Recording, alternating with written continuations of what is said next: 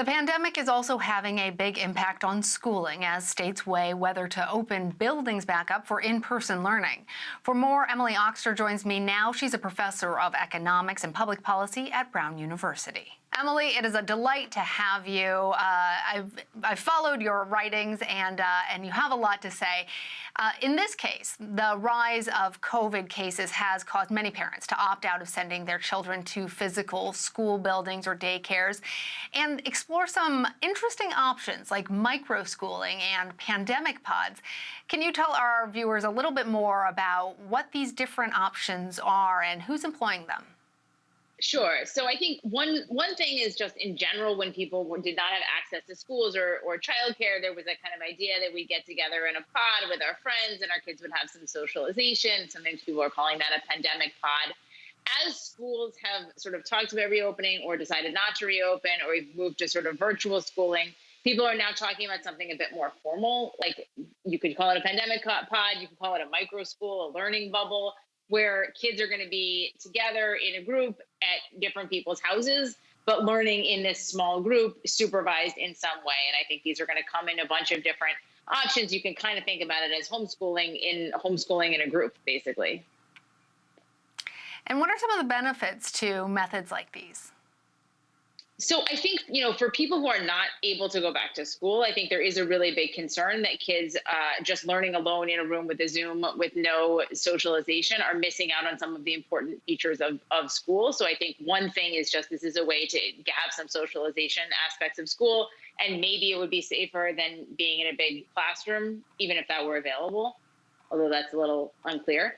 I think the other thing is, for a lot of working parents, they need to think about a way to supervise their kids. If you need to be back at work and your spouse needs to be back at work, who exactly is going to be supervising your kid? And I think that some people are seeing this as sort of a way to either share the burden or even hire somebody from the outside to kind of come in and teach, so the adults in the household can go to work. Well, I have 6-year-old twins, and we are in a little pandemic pod with 2 other 6-year-olds, in part because learning how to read is something that doesn't work very well remotely. Yeah. We are privileged to have an educator who is a very good friend who is doing this for us.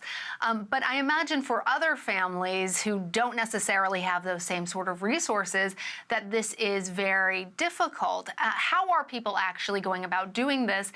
And does it risk creating a divide between people who have these opportunities and people who do not? Yeah, so I think we've seen in the sort of discussion of this kind of a variety of gradations. There's the sort of version where I hire some outside educator to set up the whole thing. There's a version where I have somebody who's more like a babysitter who's kind of supervising. And then I think what a lot of people are doing is trying to just share the burden across a set of parents. So I do today, you do tomorrow, we each do one day of the week. And so at least there's we're not doing every day of the week. But I think that regardless of which of those scenarios you think that you're in, there is a real inequality here, that this kind of thing, even if it is shared across the parents, is still likely to be the purview of families who are better off, who have parents who can take time away from work, or who can hire somebody from the outside. And so I think one of the concerns that many people have raised here is just that this is going to exacerbate an inequality that we already see across kids based on their family income in their learning, and that in a situation in which schools are closed and everybody is at home, and some set of kids are in a nice like homeschooling micro school, and some set of kids are really on their own trying to Zoom in some remote way with a teacher, that particularly for younger kids, that will exacerbate some of this inequality.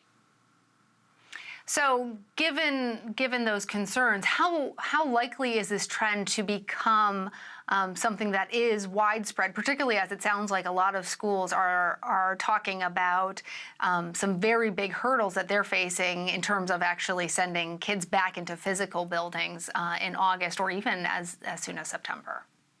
Yeah, so I mean, I think it's hard to tell, because on the one hand, if there's no schooling, if everything is remote, I think there's a tremendous temptation for families to get together in some way, simply because, as you point out, it's hard to learn to read on Zoom. But also, I think we see this with, I don't know if you see this with your kids, but like when my kids are isolated, it's really hard. And I think that there is some real value to being around other kids. So I think we will see some of this potting for sure in places where schooling is totally remote. Whether it will really be like everyone's in their own individual micro school, I think in fact, when people come to sort of face the reality of this, the logistics are going to be harder than they might imagine. And so I'm not sure that this is going to be as much of a thing as maybe we might think now before we would actually do it. But some of that is going to depend on what schools decide to do and what share of schools end up being fully remote as opposed to sort of partially in person. Well, Emily, you're an economist. I'm wondering if you think that more and more people opting for homeschooling or microschooling might make actually a difference in terms of the traditional public school system and potentially even the resources that it receives from governments. Yeah, so this is an issue that's come up a lot, and sort of education policymakers are trying to be very clear. It should be very clear that if people totally pull their kids out of the public schools, that actually affects the resources that public schools have available. And so that's just something to think about as people consider this. My sense is that most people who are talking about this option are really talking about, say, leaving their kid enrolled in their current school, their public school, or even a private school.